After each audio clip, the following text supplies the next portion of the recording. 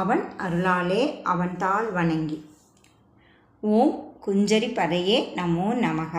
தேவகுஞ்சரியான தெய்வானையின் நாயகனுக்கு வணக்கம். திருமால் வியர்வையில் உதிர்த்த அமுதவல்லி முருகனை மனம் புரிய வேண்டி தவம் இருந்து அதன் பலனாக குழந்தையாக பிறந்து தேவேந்திரனுக்கு மகளாகி ஐராவத யானையால் வளர்க்கப்பட்டாள். அந்த தேவகுஞ்சரத்தால் வளர்க்கப்பட்டதால் அவளுக்கு தேவகுஞ்சரி தெய்வயானை என்று பெயர் வந்தது. சூரசம்ஹாரத்துக்கு பிறகு முருகப்பெருமானுக்கு தன் மகளான தேவகுஞ்சரியை மனம் செய்து வைத்தான் இந்திரன். இப்படி தேவகுஞ்சரியின் தலைவனாகிவிட்ட முருகனை நாமும் நாளும் வணங்கி நலம் பெறுவோம். குமாரஸ்தவம் 21.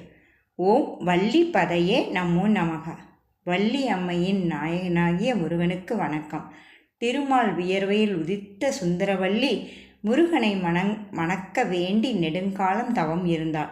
அவளை பூலோகத்தில் பிறக்க பணித்தார் முருகப்பெருமான். அவளும் பூமியில் வள்ளி கிழங்கு அகழ்ந்தெடுத்த குழியில் குழந்தையாக தோன்றி வேடன் நம்பிராஜனால் கண்டெடுக்கப்பட்டு வளர்க்கப்பட்டாள். தக்க தருணத்தில் முருகப்பெருமான் அருளாடல் புரிந்து அவளை மணந்து கொண்டார்.